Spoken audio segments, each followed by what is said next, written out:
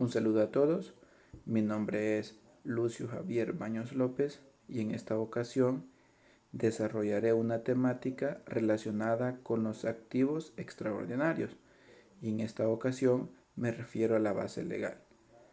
Como bien sabemos, el mundo de la contabilidad está regido por muchas normativas que permiten el buen funcionamiento y la buena emisión de información financiera. Los activos extraordinarios no son la excepción. En este caso, abordaré prácticamente toda la normativa legal vigente aplicable en El Salvador para los bancos en cuanto a los activos extraordinarios. Esto como parte de la tercera prueba de laboratorio de la materia Seminario de Auditoría que está siendo impartida en Universidad Modular Abierta, Centro Universitario de Santa Ana, por el licenciado catedrático Óscar Orlando Urbina Caravantes. Sin más, doy inicio a esta temática. Es importante que antes de proceder a lo que es la normativa legal de un activo extraordinario, sepamos a qué se refiere un activo extraordinario. Por ello procedo a la lectura de la siguiente definición. Se dice que los activos extraordinarios están constituidos por bienes muebles e inmuebles que oportunamente garantizaron una obligación bancaria y que por incumplimiento de esta fueron adjudicados en pago en forma voluntaria o judicial. Bien, un activo extraordinario es un bien mueble o inmueble que un banco recupera por la prestación de un crédito. Significa que este banco colocó un crédito y el deudor no cumplió con su obligación de pago. Entonces, al momento de la apertura de este crédito, el cliente dejó como garantía, dejó como prenda, o hizo un crédito hipotecario en donde dejaba como garantía un bien mueble o un inmueble. Entonces, al incumplir con la obligación de pagar este crédito, el banco se hace acreedor de este activo y por eso se le conoce como un activo extraordinario, porque en realidad no forma parte de, por decirlo así, del activo fijo de los bancos, sino que es un bien que se recuperó. Y como bien sabemos, la actividad de los bancos no es esa, no es recuperar bienes. Entonces por eso se le conoce como un activo extraordinario. Más adelante veremos la forma en que un banco puede recuperar un activo extraordinario y la forma en cómo lo va a contabilizar. La normativa legal aplicable que estaremos validando en esta presentación es siempre relacionada al país. En este caso vamos a estudiar un poco la ley de bancos y la N es la NCB 013.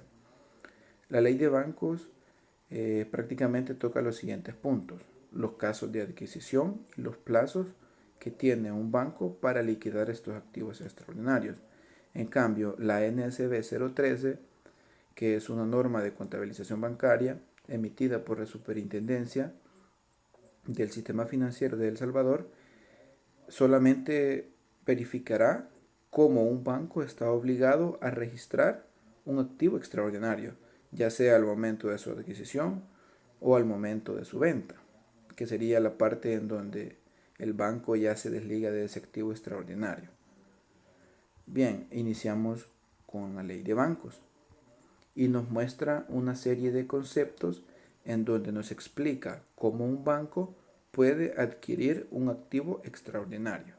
El artículo 71 de la ley de bancos establece que los bancos podrán aceptar toda clase de garantías y adquirir bienes muebles e inmuebles de cualquier clase cuando tal aceptación o adquisición sea afectada en alguno de los siguientes casos, y nos muestra los siguientes.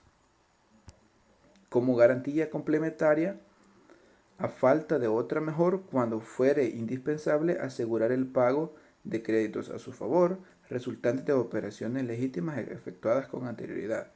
Sabemos que las operaciones de los bancos prácticamente es la intermediación financiera, en donde ellos captan dinero y colocan dinero. Entonces, cuando ellos colocan dinero a cierta tasa de interés, ellos están adquiriendo un acreedor. Ellos están colocando un crédito y ellos forman parte, son dueños de ese crédito.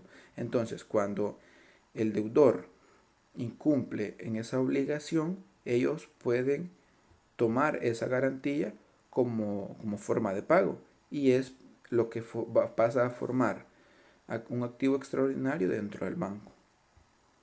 También se menciona que cuando a falta de otros medios para hacerse pago tuvieran que aceptarlos en cancelación total o parcial de créditos resultantes de operaciones legalmente efectuadas en el curso de negocios.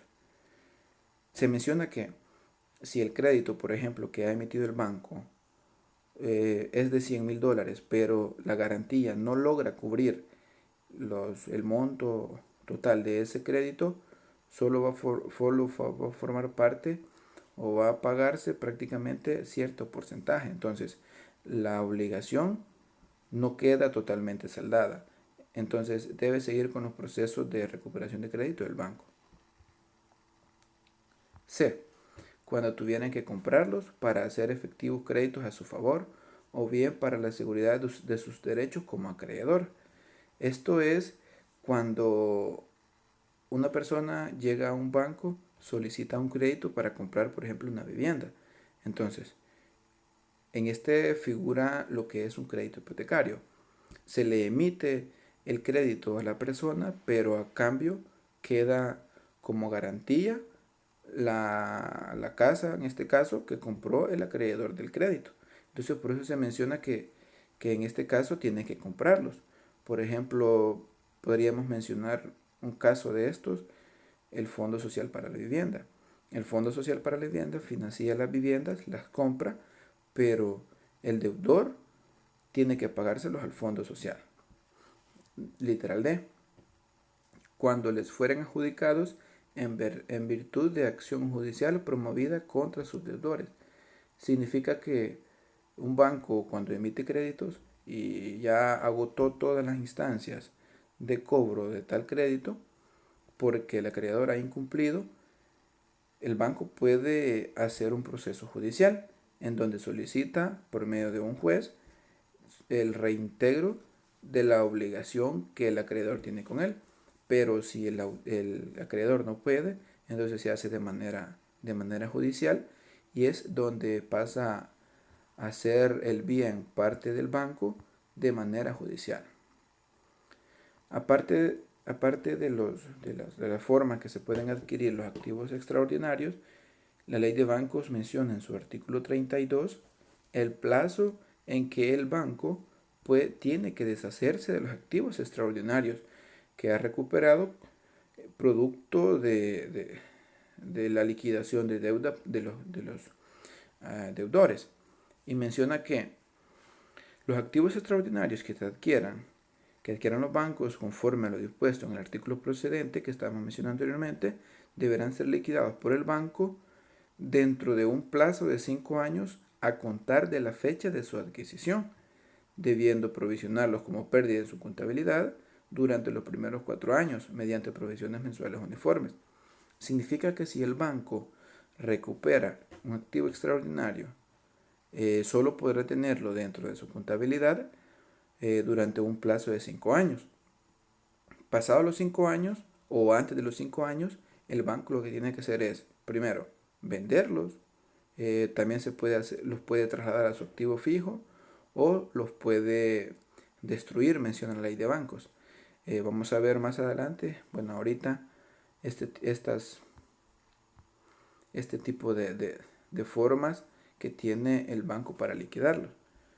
Menciona también que si al finalizar el 5.º año desde su adquisición el banco no hubiera liquidado los activos extraordinarios, deberá venderlos en una subasta pública dentro de los 60 días siguientes a la fecha en que expire el plazo, previa publicación de 2 avisos en 2 diarios de circulación nacional en la República, en los que se expresará claramente el lugar, el día y la hora de subasta y el valor que servirá de base para la misma. Significa que si en el lapso de esos 5 años el banco todavía no lo ha vendido, no lo ha destruido o no lo ha pasado a su activo fijo, deberá subastarlos.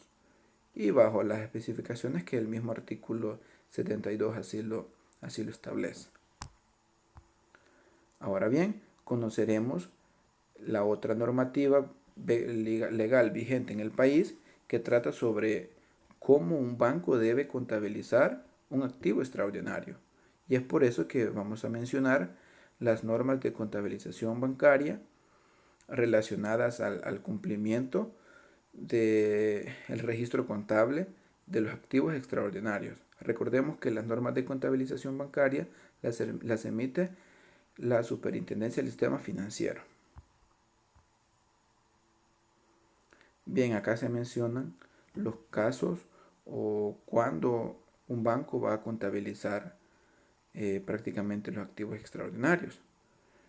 Primero, caso en que el banco recibe en dación en pago el activo extraordinario. Segundo, el caso de adjudicación judicial. Y tercero, el caso de compraventa. Casos de dación en pago. Artículo 2. En los casos de adquisición por dación en pago, el valor de adquisición será el que decidan las partes contratantes, el cual deberá quedar establecido en el instrumento notarial correspondiente. El valor que así se determine es el que se registrará en la cuenta 1220, que se denomina bienes recibidos en pago o adjudicados, y se acreditarán las obligaciones correspondientes a cargo del deudor. En esta parte de dación en pago es cuando el deudor, él por su propia voluntad, después de todas las gestiones de cobros que hizo el banco, se acerca y decide pagar la deuda, pero como un activo extraordinario, sin necesidad que el banco vaya a las instancias correspondientes como lo son las instancias legales, en donde ya se emiten juicios y todo ese tipo de cuestiones. En esta parte, el banco recibe este activo extraordinario, pero con entera voluntad del deudor.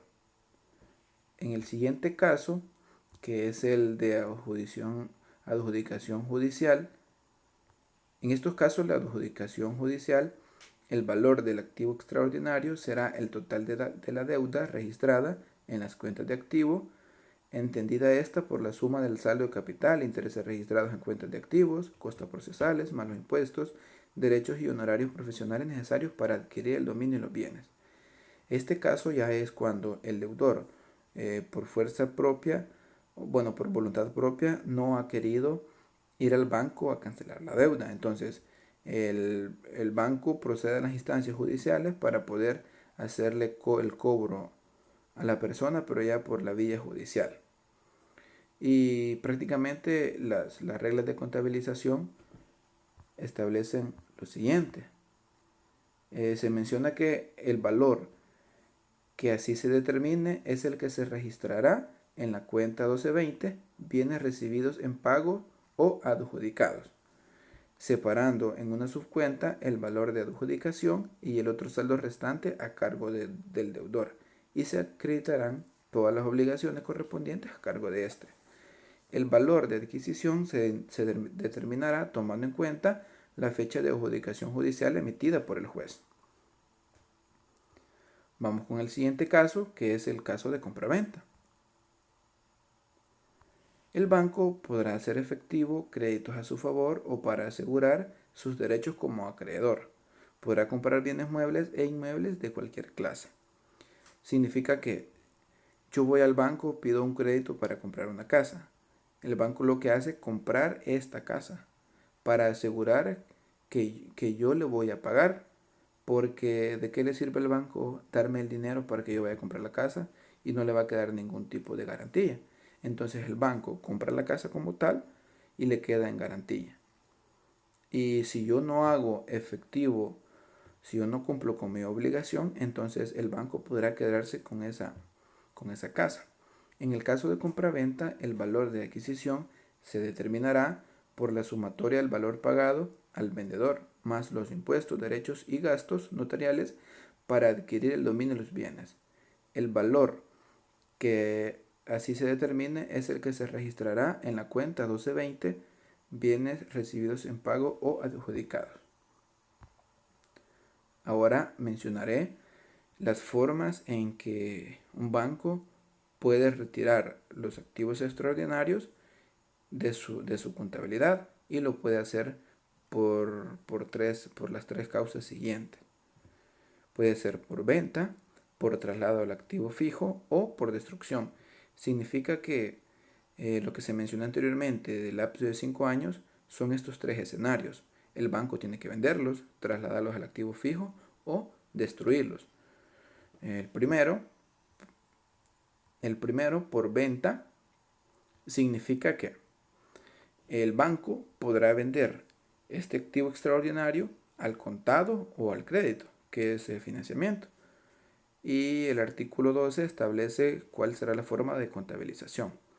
El retiro de un activo extraordinario por motivo de venta causará un incremento en las disponibilidades o en la cartera de préstamos, según corresponda, y una disminución en la cuenta 1220 bienes recibidos en pagos o adjudicados por el valor en libro correspondiente.